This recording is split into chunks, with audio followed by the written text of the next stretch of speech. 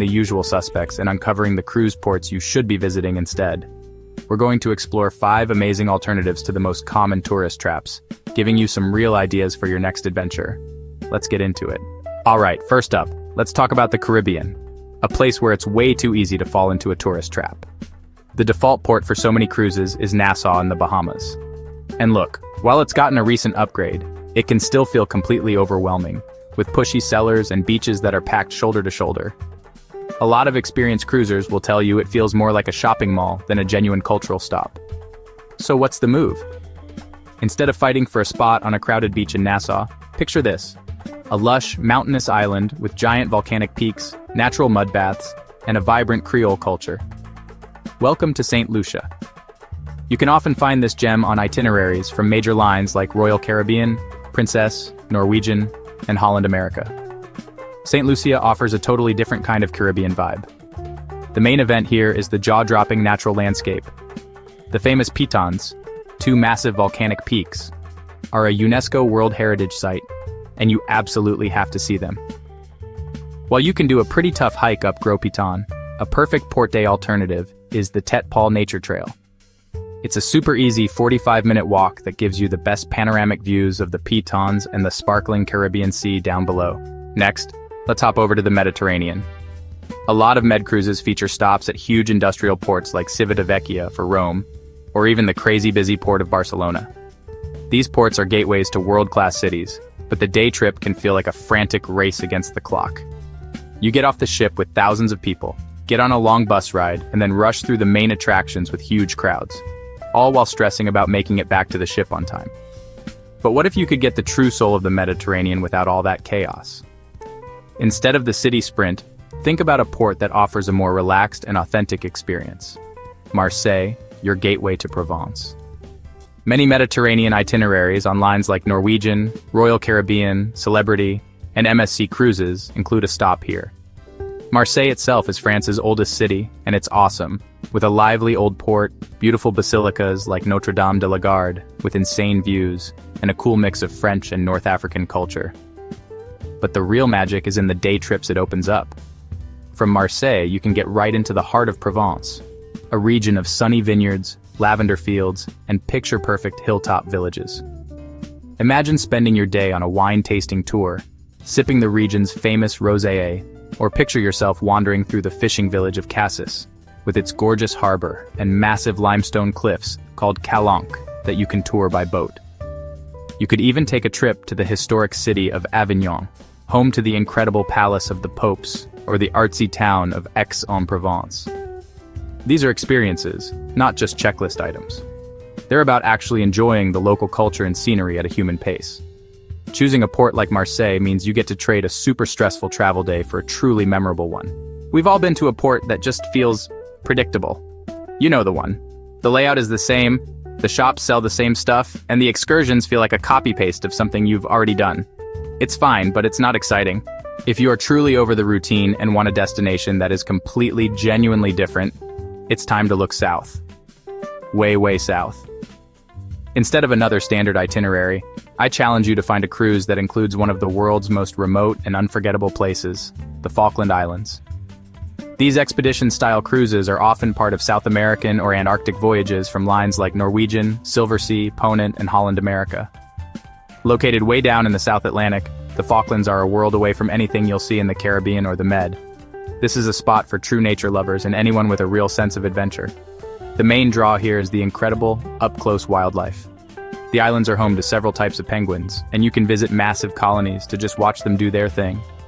Imagine spending your day at a place like Volunteer Point, home to a huge colony of majestic king penguins, or walking along Bertha's Beach with hundreds of Gentoo penguins waddling right past you. You can get remarkably close and just observe these amazing creatures. And it's not just penguins. You'll likely see sea lions, elephant seals, and tons of seabirds, including the massive albatross. The Port of Stanley is a small, colorful town with a very British feel, right down to the red phone boxes and cozy pubs. You can check out its little museum to learn about the island's unique history, including the 1982 conflict, or see the famous Whalebone Arch. A cruise to the Falkland Islands isn't just a vacation, it's a real expedition. It's for the traveler who wants to see something raw, wild, and totally different. It's the ultimate way to ditch the tourist traps and have a genuine adventure. When you're cruising in Northern Europe, the itineraries usually hit the big capitals.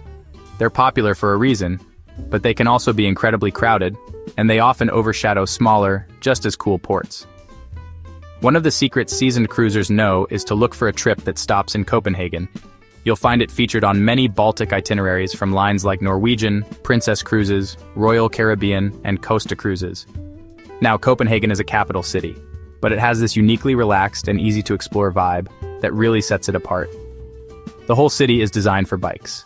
And honestly, one of the best things you can do is just rent one and cruise through the charming streets and along the harbor. You can visit Nyhavn, that iconic 17th century waterfront with all the colorful houses, and just chill at a canal-side cafe. Copenhagen does an amazing job of blending history with modern cool. You can explore grand palaces like Amalienborg and Christiansborg, or get lost in the magic of Tivoli Gardens, one of the oldest and most charming amusement parks in the world. For something really different, you can check out Freetown Christiania, a self-governing community known for its alternative vibe, amazing street art, and live music. The city is also a paradise for foodies. Instead of a boring tour, you could spend your day on a food crawl, trying famous Danish pastries, those open-faced sandwiches called smørrebrød, and other local treats. The port itself is modern and close to the city, so you can get right into the action without a long, painful transfer. Copenhagen gives you all the history and culture of a major European capital, but with a happy, laid-back atmosphere that's all its own. It's a port that makes you want to slow down and just enjoy the moment, which makes it a perfect swap for some of the more hectic European stops. Alright, our last one is a big one. One of the most famous and famously crowded cruise spots in the world, Venice.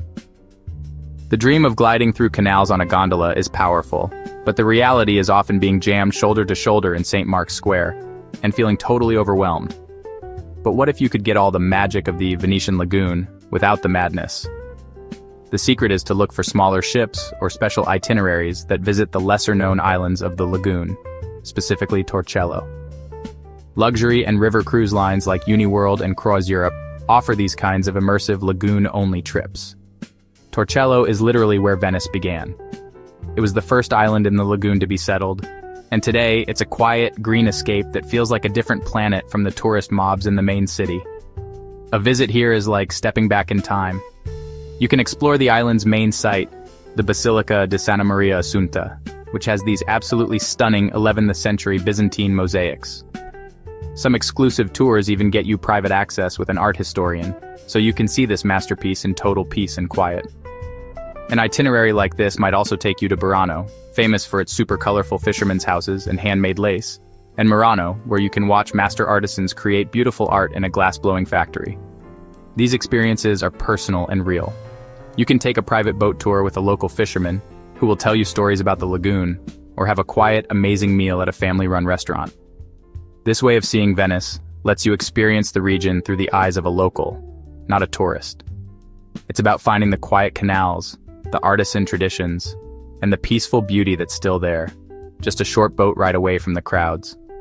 It just goes to show that even in the most popular places, there are always secrets to find. So, that's the list. 5 incredible cruise ports that are a world away from the usual tourist traps. From the volcanoes of St. Lucia to the quiet islands of Venice.